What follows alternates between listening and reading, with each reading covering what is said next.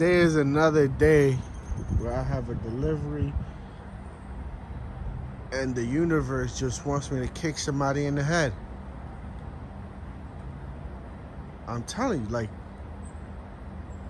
first a nail in my tire, and then, wait, first I spent $800 on getting my air conditioning in my truck fixed for it to not work again.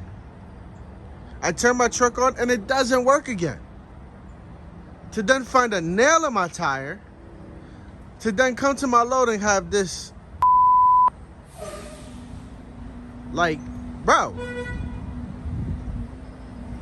who do I need to kick in the head? Seriously.